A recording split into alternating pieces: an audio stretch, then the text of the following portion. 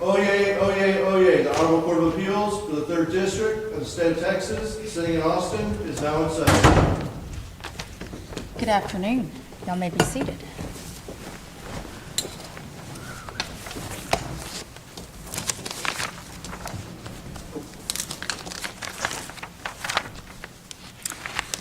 Good afternoon. My name is Gisela Triana. I'm the senior judge here on the 3rd Court of Appeals. I'd like to welcome you to the 3rd Court of Appeals along with Justice Lopez Theophanis and Justice Crump. We thank you for being here today. I'm going to go ahead and call cause number 3-24-30-CV. This is Sandra Green, cross appellant. Sandra Green appellant versus City of Austin appellee, as well as City of Austin cross appellant versus Sandra Green appellee. If I could have y'all please go ahead and make your announcements. Let me know that you are ready and who you're representing. My name is Mike Truesdale, and I represent Sandra Green. Thank you. Are y'all ready to proceed? Paul Matula, and I'm returning to the City of Austin. Okay, before we start, let me do just a couple of house clearing kind of stuff. We are currently live on our website, YouTube. It will be posted on our website if y'all want to go and watch yourselves and us afterwards, and it will be there for the remainder of eternity, I'm sure. Also, I have been told that we are splitting the time, and I believe, Mr. Truesdale, you're going to start off with 10 minutes, is that correct? And then, Mr. Matula, you will have 15 minutes to respond as well as do your cross appeal, is that correct? And then, Mr. Truesdale, you will rebut as well as respond to Mr. Matula for 10 minutes. And then finally, Mr. Matula, you will have a 5-minute rebuttal. Is that everybody's understanding? Okay, great. So we have these little colored lights right in front of me. If you're green, you're good to go. If it's yellow, that means you've got a couple of minutes left. And then if it's red, it means your time is up. If you're in mid-sentence, please finish your sentence, finish your thought. And especially if you're answering one of our questions, please go ahead and finish, and we'll wrap up after that. Okay, any questions? Okay, Mr. Truesdale, you may proceed. Thank you. And before I start, I just wanted to take a personal note and thank this court, thank Mr. Kyle and opposing counsel for running through the fire drill about potentially having to reschedule this argument. That was tremendously appreciated by everybody, and I'm very grateful. It's an honor to be in this court, and I thank you for that. And we hope that your wife is doing well. Mr. Truesdale. May it please the court. My name is Mike Truesdale. I am representing Ms. Sandra Green. The jury in this case found that the City of Austin retaliated against Ms. Green by engaging in 12 different acts of conduct because of her filing of EEOC grievances, and they took actions in retaliation. When she went to trial, she brought 3 claims: discrimination, harassment, and retaliation. And the jury found in favor of her on the retaliation claim, but against her on the discrimination and the harassment claim. And the jury awarded damages, back pay, compensatory, and then future compensatory, and attorneys. And the issue of attorney's fees was tried to the bench. The trial court granted a J&OV striking 2 of those 3 categories of damages, and then cut the attorney's fees request by 1/3. And we're here today because the court's rulings in those regards were incorrect and erroneous, and we'd just like to have those addressed. I'm going to start with the back pay issue, then talk about the compensatory, the statutory cap, and then the attorney's fees issue. And I'll get that all in 10 minutes, I promise. With respect to the J&OV on back pay, the city's argument starts off in opposition to our request by saying that the retaliation claim, or the findings of retaliation and the damages did not relate to her retaliation claim, but they related to the discrimination or the harassment claim. And with all respect, that is incorrect. For the purposes of this case, this type of retaliation claim, Ms. Green had the burden to do certain things before she could bring a retaliation claim. She had to establish that she had a good faith, reasonable basis to believe that she had been discriminated against or she had been harassed. In other words, she had to make a good faith showing before she could establish a right to claim that she had engaged in protected activities that would be subject to a retaliation claim. And that's why the focus on the retaliation is independent of the discrimination and the harassment, but you have to show discrimination and harassment in order to bring the retaliation claim. And it's important to note that the jury charge and case law makes clear that you don't have to prevail on a discrimination or a harassment claim in order to bring a retaliation claim. You just have to be able to show a protected activity, and that protected activity is based upon a showing of good faith. In other words, she had a burden at trial to establish that she had a good faith basis to bring those claims in order to pursue any claim for damages. And so the focus of a retaliation claim necessarily involves putting on proof of discrimination, putting on proof of harassment, because those were necessary prerequisites to establishing her back pay damages. The city also argues that Ms. Green had her pay raised during the course of the proceedings. In 2017, it went from one pay grade to another. But the problem with that is that the pay raise, first of all, was proactive and proactive only. She had been working at a level 10 employee from 2014 until the adjustments, but she was doing work at the level of a 17 or a level 19 employee and was not paid for that. And the significant difference in the pay for a level 10 work that she was doing and the level 19 work that she was doing and the level 10 work for which she was being paid. And so the fact that she did get a raise in 2017 doesn't remedy the fact that she went for that extended period of time with significant less compensation than she was entitled to based upon the work that she was performing. So the back pay issue really it has to focus on not only the retaliation, but also on the other claims. And the fact that she got a raise is really immaterial to the fact that she did suffer damages, and the damages are reflected by the jury's award of back pay damages. Mr. Truesdale, let me ask you a question. Let me go back to the good faith claims. You say that your client, Ms. Green, had to show good faith claims in order to be able to get retaliation. Can you walk me a little bit through that? Because my understanding is, like you said, regardless of whether you win your discrimination and or harassment, you still have a right to bring a retaliation claim if what you were doing and complaining about those things was a protected activity. What do you mean that she had to show that she had a good faith claim in those two? Yes, Your Honor. The explanation for that goes right to the point that you made about protected activity. And the protected activity means to establish that you had a protected activity, you have to establish that you had a good faith, reasonable belief that you were harassed or discriminated against. And you find that in the jury charge. Question 3 of the jury charge says that, now I need these back on. The employee and this is question 3, and it's at page 1403 of the record. Elsewhere, I'm sure as well, but it says that the employee need only establish a good faith, reasonable basis for their belief that the action complained of was discriminatory. And that the sentence that comes before that is opposition to a discriminatory employment practice is a protected activity, irrespective of the merits of the underlying discrimination claim. And so that's where I say that you have to show, that's how you get the protected activity, by showing that you had a good faith basis to assert discrimination. Okay. Thank you. Does that make sense? Okay, all right. So the primary purpose of the back pay is to remedy that situation.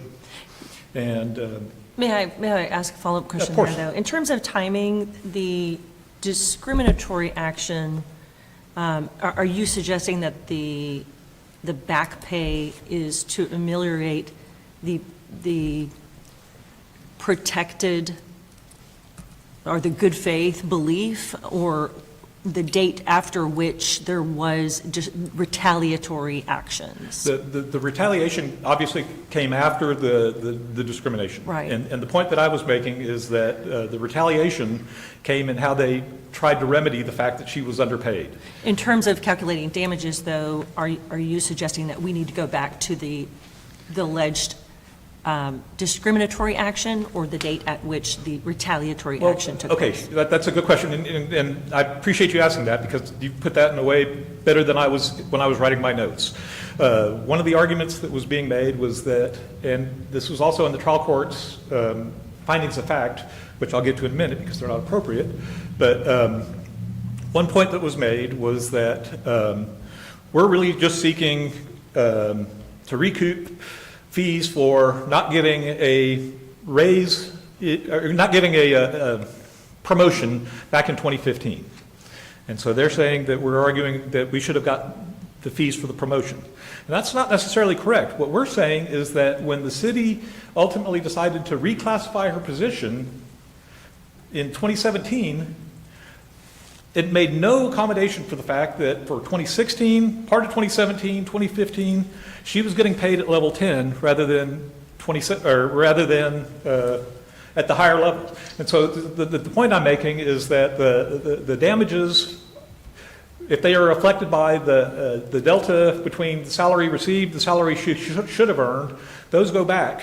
But the retaliation comes because when the city could remedy and decided to remedy those past actions, the retaliatory act was to not provide retroactive relief. Okay. So you're asking this court, and I guess you previously asked the trial court to calculate those back wages due as a result of the discrimination. Well, not as a result of the discrimination, as a result of the retaliation. Okay. Again, I want to make sure that I'm clear on that. No, because- that's But how are you bootstrapping back? So retaliation started after she brought the harassment and discrimination claim. So how are you, under the retaliation, how are you bootstrapping what she should have been paid between 2014 and 2016? Okay, that's a very good question. The reason, oh my gosh. That's okay. Yeah, that's fine. The reason is that when the city decided to remedy the fact that she was underpaid for so long, it could have done two things. It could have retroactively paid her the amount that she was due for the past year's work that she performed, or it could make it prospective only. And by choosing to go prospective only, that was the act of retaliation. In other words, Go ahead. Oh, yeah. Finish. In other words, the point is that the retaliation comes in what remedy the city tried to apply. And that was after the discrimination. So, I have one more question. okay. And calm down. No, we're all good. I know those things drive me crazy too. I'm just glad they're colored because I can't see the numbers. That's okay. So you alluded to the finding of facts, which we shouldn't look at. And I understand the argument is that there should have never been any finding of facts because this was a jury trial. But isn't it true that y'all are the ones who asked for the finding of facts? We did, with respect to the attorney's fees issue, which they are appropriate for, and I will be the first to admit that. And I will not argue that this court should disregard the findings of facts and conclusions of law with respect to the attorney's fees. I think that this court should consider those. And in a next life, I will talk about the attorney's fees and those issues. But the point is, with respect to the JNOV, they're certainly not appropriate, regardless of whether we requested them. And the Linwood versus NCMB case expressly says, even if a party erroneously asks for them, and if a court erroneously grants them and issues them, they are to be disregarded. They carry no weight in the appellate court. Any other questions? Thank you. Okay. Thank you very much. Thank you.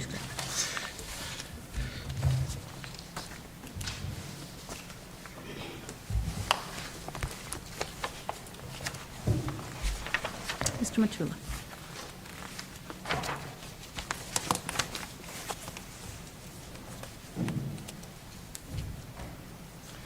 May it please the court. Context matters. Courts in statutory employment discrimination and retaliation cases have said for years, over and over and over, that minor annoyances, trivial harms, personality conflicts, and petty slights in the workplace that all employees experience from day to day are not materially adverse employment action for purposes of state and federal discrimination laws.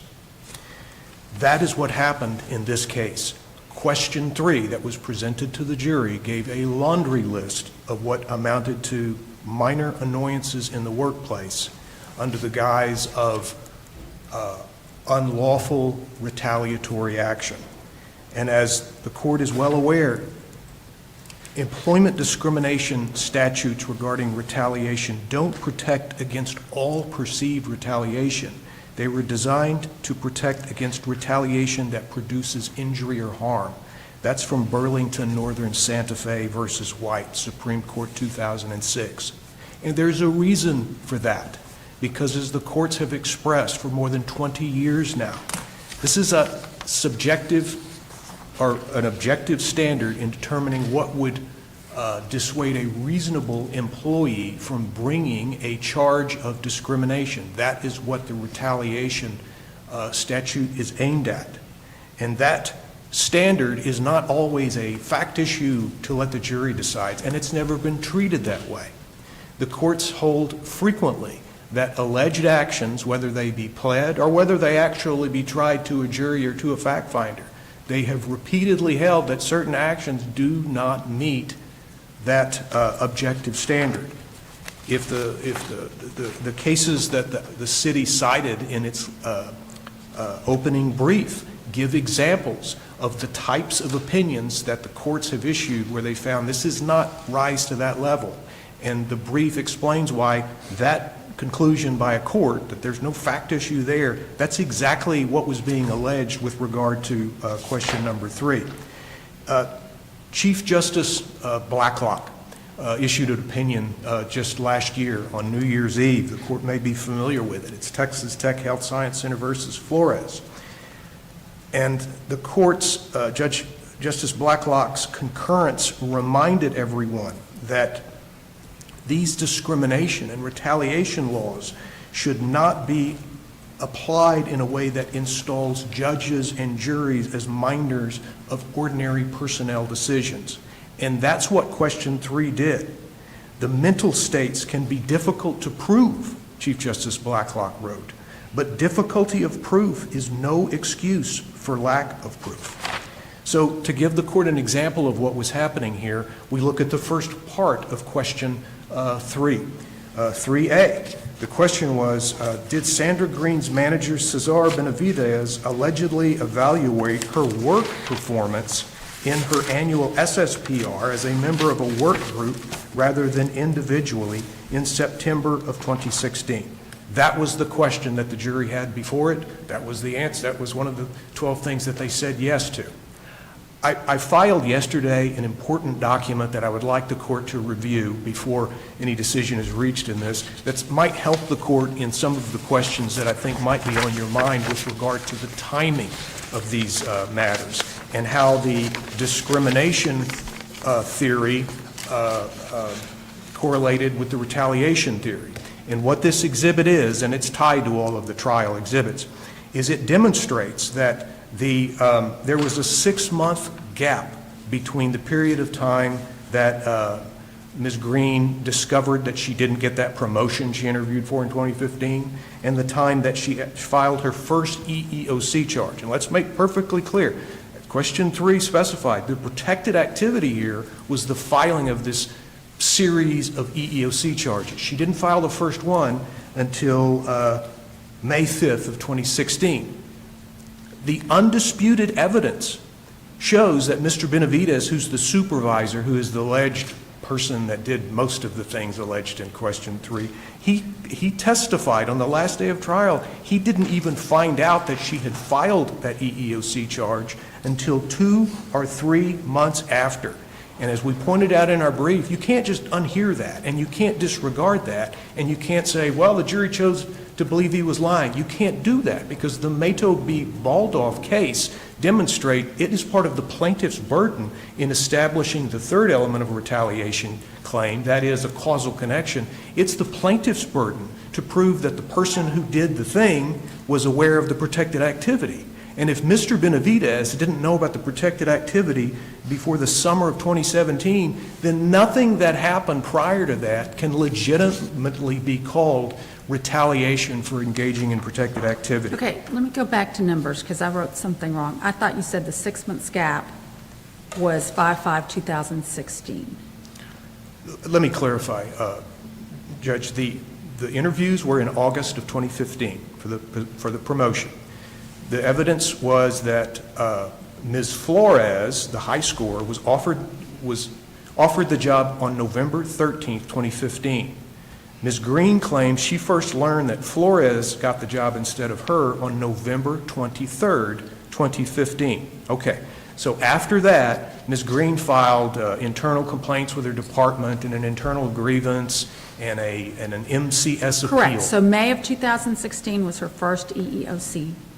That is correct. You just said that he didn't find out till the summer of 2017. I misspoke. Okay, I just wanted to make sure, because that's a Yeah. year later, Yes, so. and I apologize for That's that okay. mistake, and I would rely on the document that we filed with the court yesterday to clarify that the summer of 2016 Thank is you. when Mr. Benavidez discovered that. So, back to question 3A.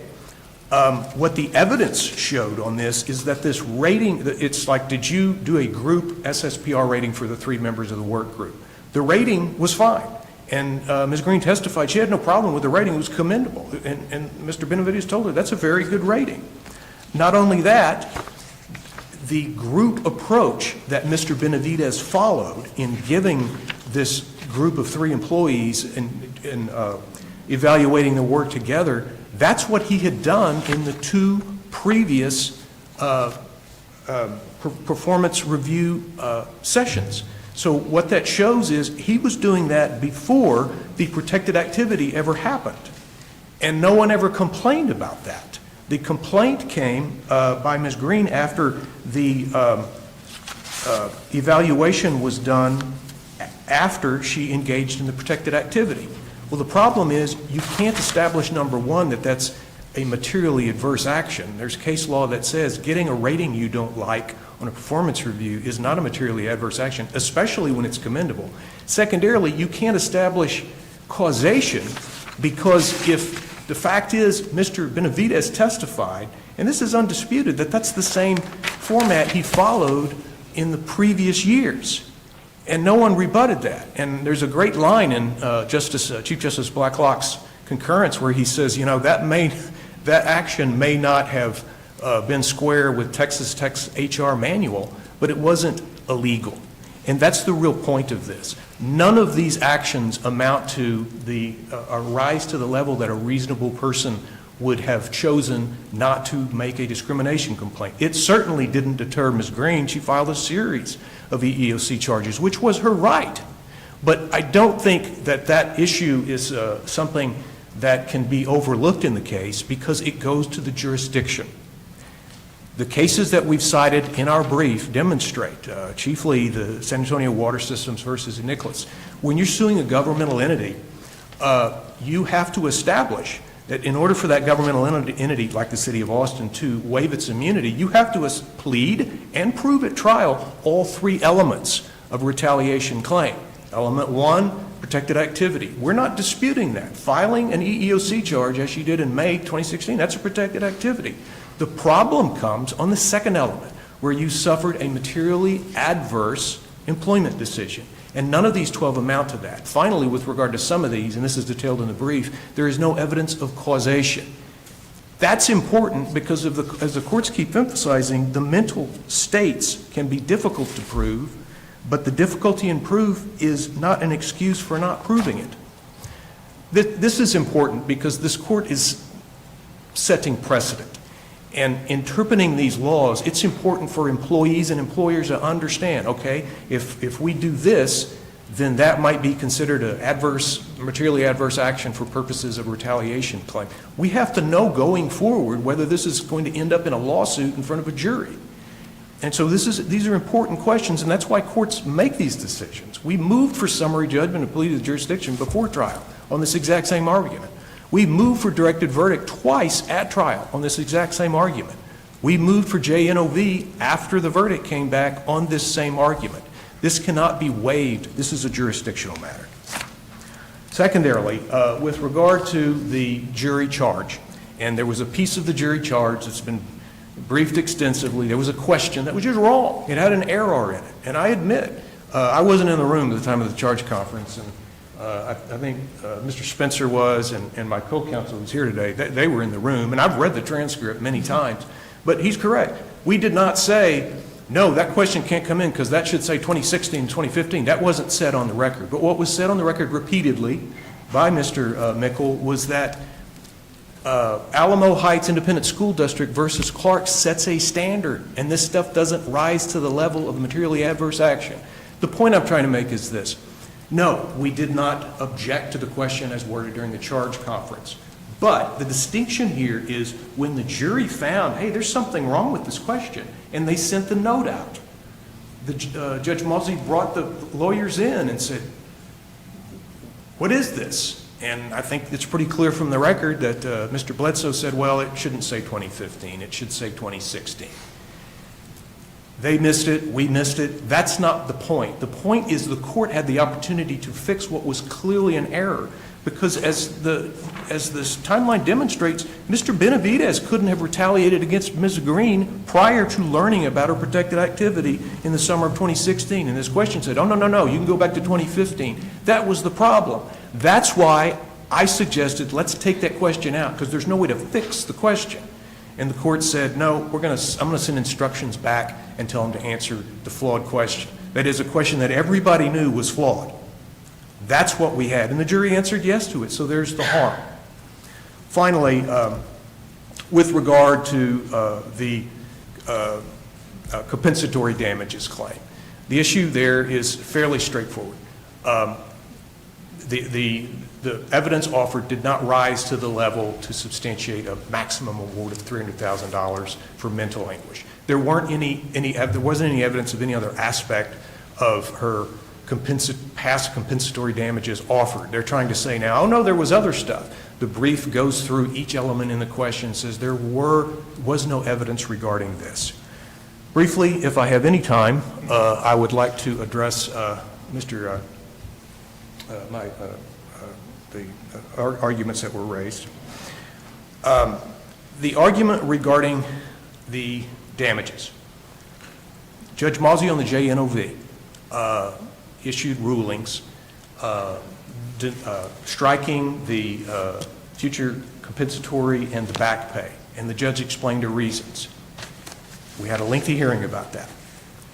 After the hearing, and we argued attorney fees at the same time, after the hearing, plaintiff's counsel sent a notice to Judge Mosey saying we request findings of fact and conclusions of law. And in all due respect, counsel, he wasn't fully telling the court that request for findings and conclusions, it didn't distinguish. It didn't say we only want findings on attorney's fees or we only want findings on J. It just said we want findings and conclusions. Judge Mosey responded to that with a letter and said, okay, counsel, I want you both to submit proposed findings and conclusions with regard both to attorney's fees and the JNOV ruling. And she explains her reason in a letter. That's part of the record. The plaintiff didn't object to that. The plaintiff wrote their own proposed findings and conclusions, and among those were lots of findings and conclusions regarding the JNOV issue. So to stand up, Justice Triana, and tell you today that, well, you can't pay any attention to them because they're inappropriate. They asked for them. Not only that, they wrote some of them. And the case law that they cited in their brief, I know, I've read it, it says that you shouldn't ask for them, but they did ask for them, and the judge issued them. And I think it is very poor jurisprudence for any court to ignore any finding and conclusion written by any judge. This court has to decide what weight to give those findings and conclusions, but to read them out and pretend they're not there would be a mistake. Well, let me ask you about the case that Mr. Truesdell was citing to in his argument that even if you ask, that stands for the proposition, that even if you ask for findings of facts and conclusions of law and they're given and it's erroneous, the asking and the giving, that it doesn't matter, that we don't have we can't look at them. My response to that would be, I didn't see that case in his brief, and he said it real quickly, and I'll try to write it down next time, but I think the distinction is, in this case, is the party complaining about the findings and conclusions. That was the party asking for them. So I'd be happy to write a post-argument brief to the court if I understand what the name of that case is, and I'll read that case and make sure that distinction is clear. But I think it's an important distinction. I think the argument isn't, well, they're wrong. You shouldn't read them or pay any attention to them because they're wrong. I think the argument is, well, they're inappropriate and shows you should blind yourself to them and not read them, which I believe would be a mistake. Finally, to his claim about back pay, the court can read all about the back pay testimony in the record. It's 42 pages long. It takes less than 2 minutes to read the entire testimony about all of her damages. The problem with the back pay is she was asked on direct examination by Mr. Bledsoe, you're asking for back pay? Yes. How much? $75,000, period. No explanation, no nothing. The problem is the back pay. That is tied to the discrimination complaint. That is, I should have gotten the job in 2015 that I interviewed for and didn't. There was no alternative back pay calculation or theory provided to the jury. Well, let me ask you that, just follow up on that issue. Is there any authority that would allow the court to calculate, to your knowledge, back pay, if there's a jury finding, just to retaliation, whether the court can go back and compensate for the difference in wages before the date of retaliation? Not under this record. I'm not familiar with that authority, Your Honor, but I can tell you under this record, the problem is it's just not in the record because the testimony that you can read for yourself, it's a number, not supported by anything. Right. And I understand, and I know where you're looking Okay. in the record, but are you aware of any cases that have done that? As I stand here today, I am not here. Okay, thank you. I see I'm getting a red light. If I have one question. Okay. Go right ahead. With respect to the jury charge issue, what does the city believe to be the proper remedy for the error in the charge? For the error, okay, let me make sure I understand. The error simply with regard to 3L, which was the question with the bungled year in it, is that the question? Yes. Okay. I believe the appropriate remedy for that would be to, well,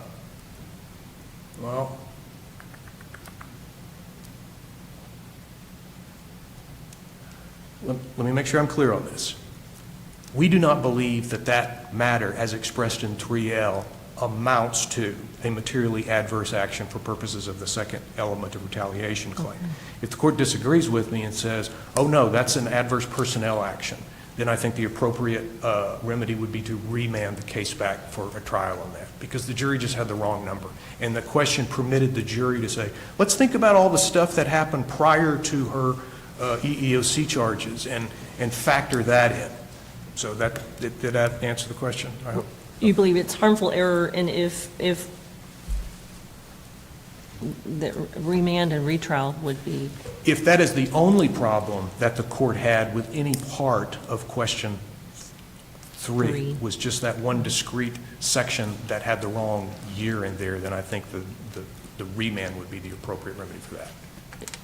Okay. Thank you. Thank you. Thank you, Mr. Truesdale. Mr. Truesdale, you'll have 10 minutes. I'm going to ask you to give me the site of the case. Of the Linwood? Tell me. Linwood versus NCNB? Do you And I'm have, going to pull up my, Your Honor, I'll figure out the brief and site of the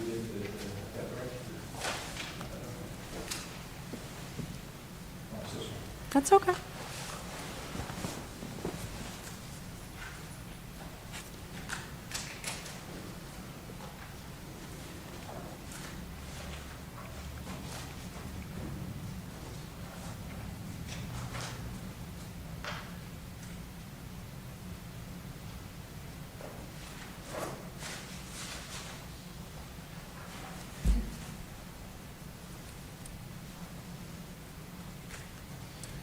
While I looked at that, the other case that says the exact same thing is IKB.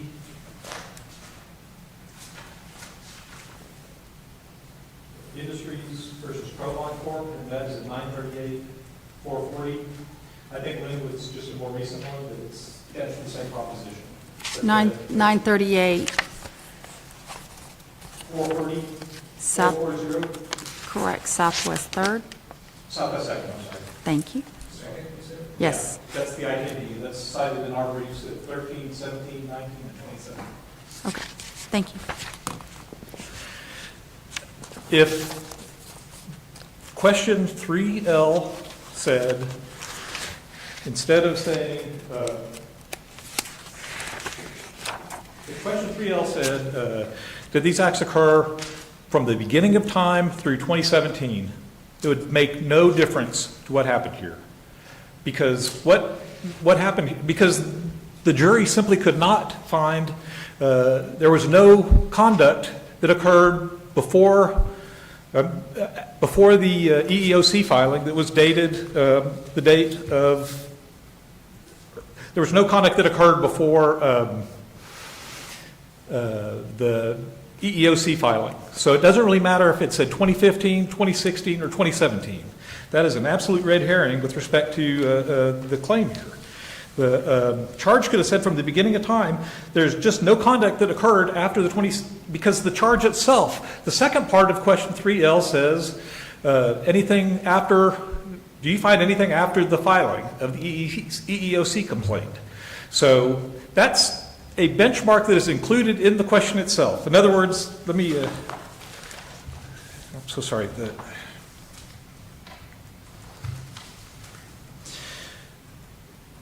The actions, if any, which which allegedly isolated Sandra Green from her coworkers between 2015 and 2017. Okay, but the precursor to that entire question, did the City of Austin take the following employment actions because of her filing of EEOC charges of discrimination against the City of Austin? To the extent that those filings were not made until 2016, the only conduct that a jury could use to issue a yes answer to 3L would have been conduct that occurred after 2016. So it doesn't really matter if it says 2015 or if it said 2020 or 2000 or whatever. There's no conduct that the jury could have found.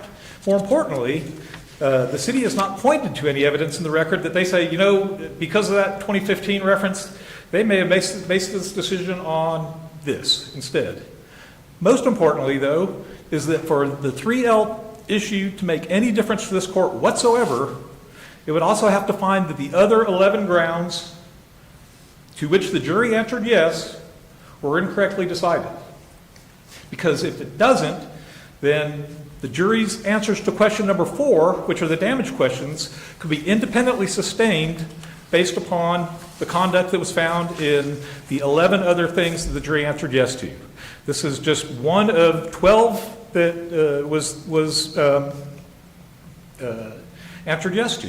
And so to focus on a technicality within that charge really provides no relief to the city because it is harmless error if there is any error.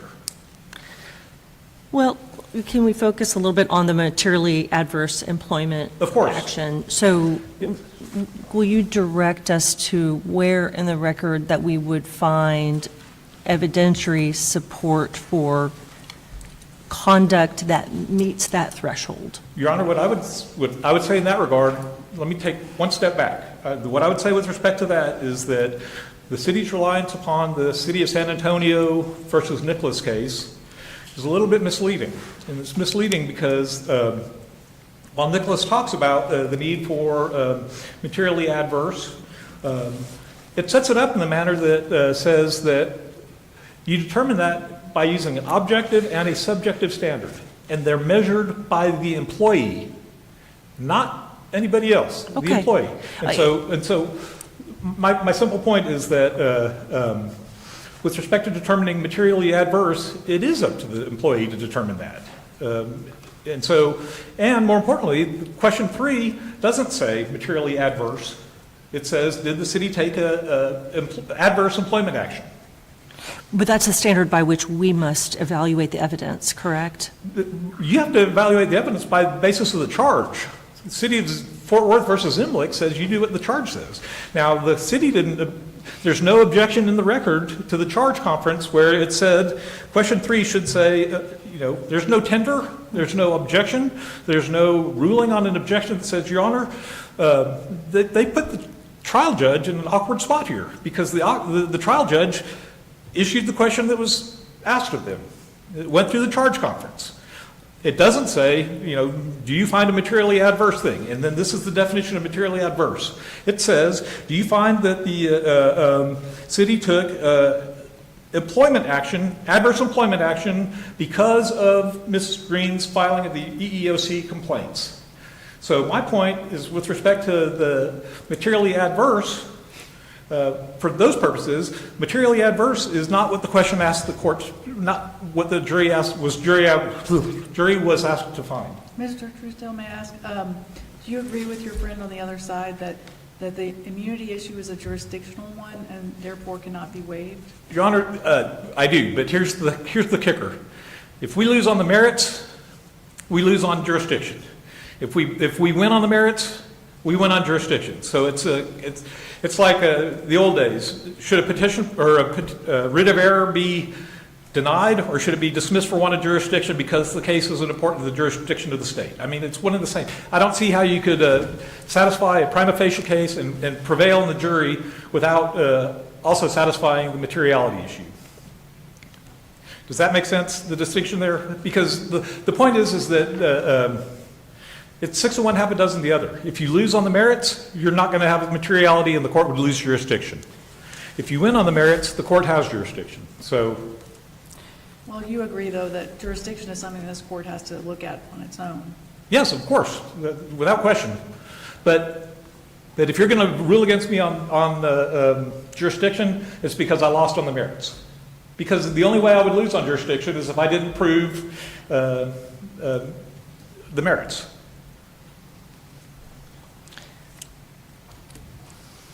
Before we run out of time, let me ask you, if I thank you. may, a question related to the damage calculation. I know there's a portion of the testimony of Ms. Green wherein she reflects on the $75,000 back pay. How do we, what in the record would support an award of back damages, or even specifically related to the benefits calculations that exceed $75,000?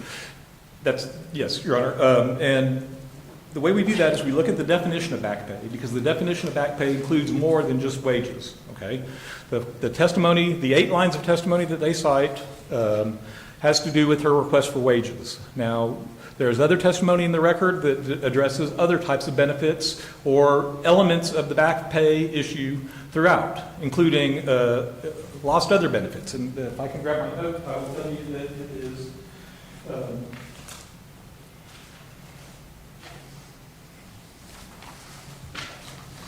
I'm sorry.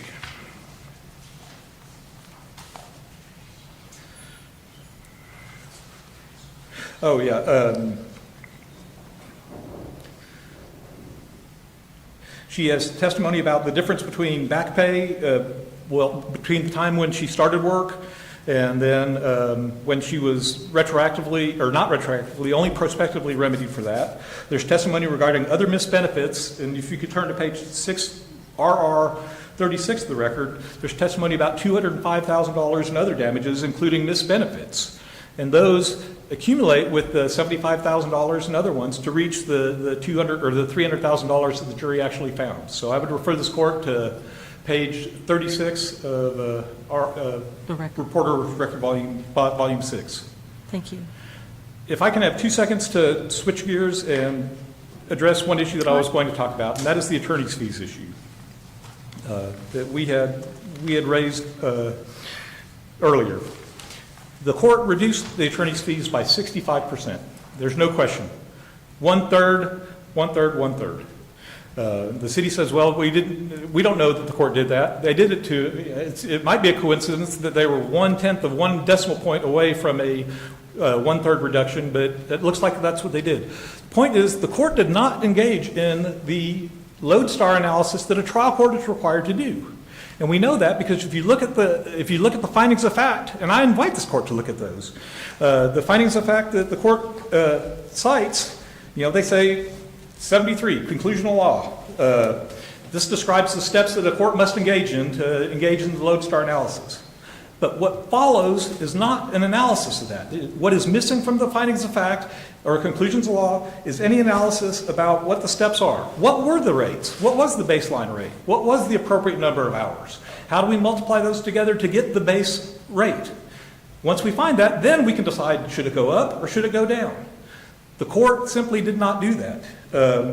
Court then says we did not rely only on a lodestar. But it doesn't say what it did rely upon to reduce its rates at all. And so I invite the court to study conclusions of law 72 through 75 because when they do, it's clear that a lodestar analysis was not conducted. Thank you. Thank you. Thank you. Mr. Matula, 5 minutes to wrap. Thank you, Your Honor. I want to make three things clear in my 5 minutes. Question 3L issue about 2015. The way I understood the issue is, yeah, it's wrong, but so what? The jury figured it out. They were really smart. Frankly, the law requires more from the lawyers preparing the charge and from the court typing the charge than, well, it's pretty close. The jury will figure this all out. To your question, Justice Crump, about what evidence is there in the record of stuff prior to 2015, we direct the court to that evidence in our opening brief. And that evidence is, after Ms. Green didn't get that promotion in 2015, that's when the work atmosphere became, the word they used was toxic. And Ms. Green said she contributed to that because she didn't want to talk to Mr. Benavidez or Ms. Valdivieso. That was way before the 2016 EEOC charge. Number two, I'm heartened that counsel agreed that this is a jurisdictional matter. I think the courts all agree with that. That is the argument we've made in the summary judgment and throughout the case. With regard to the damages in this case, Justice Crump, the question you were asking, that reminded me of the hearing that we had on the JNOV motion before Judge Mozzie years ago. Because if you read the transcript, you'll get the impression Judge Mozzie was struggling with that. She kept asking Mr. Bledsoe, what are the damages? Where is the evidence of damages?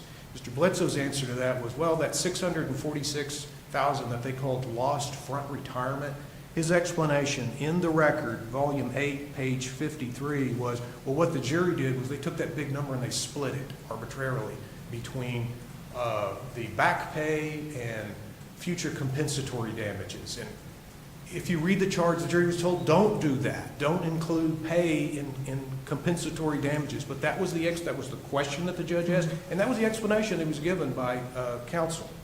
Finally, with regard to the attorney's fees issue, what the court did was issued a ruling finding attorney's fees of 48% of the damages that were awarded in the judgment. 48% of the damages. Their standard of review on this is abuse of discretion. There is nothing arbitrary or ambiguous, nothing arbitrary or untied to legal authority to award 48%, an amount that's 48% of the damages.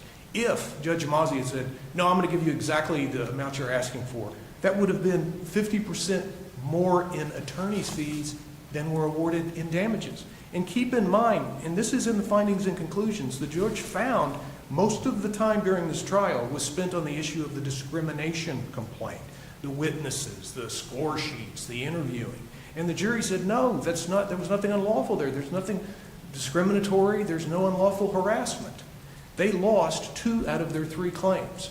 But there was no means, and the record reveals this, to differentiate between any efforts focused on those 2 lost claims and then the claim that they did prevail on. Finally, the court can't help but notice the evidence regarding attorney's fees. It's 70 pages of a trial transcript at the hearing that we had after the trial. The evidence regarding the damages is 1.5 pages of the trial transcript. That was the information the jury was given to go back in there and come up with some numbers. The law is clear. You can't pull a number out of a hat. You have to give the jury evidence. And when it comes to economic damages, those related to pay, You have to give them some method of calculating the amount, and they just didn't do that. They certainly didn't do it to distinguish between the discrimination cause of action and the retaliation cause of action. They didn't give them any of that. They just gave them a hat and said, good luck. That is not the law. It has never been the law. Some evidence must be provided to prove both mental anguish damages as well as economic damages related to pay. You can't rush through that, and that's what happened in this case, and the evidence is just not there, and counsel hasn't directed this court to any evidence to substantiate it. The brief consists of speculation, well, if you do this and do this math and add this, and that's not in the record. That's not what the jury was asked to do. That's not what any witness explained to them. That's not what counsel asked them to do in closing argument. That's just not in the record. Thank you. Thank you. Thank you. At this time, then, we are going to submit 03-2430 CV, Sandra Green Appellant versus City of Austin, Appellee, and Cross Appellant, City of Austin versus Sandra Green, Cross Appellee. Thank you all very much.